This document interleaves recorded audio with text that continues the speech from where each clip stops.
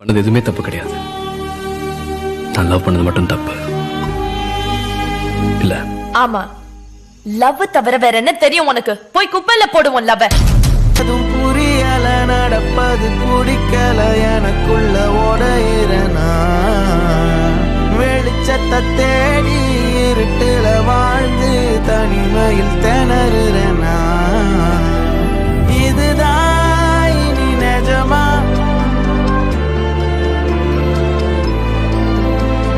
வலிதாய உறவா?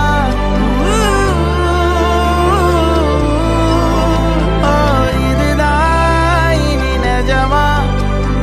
வலிதாய உறவா? ஓ இதுதான் இனி நிஜமா? வலிதாய உறவா?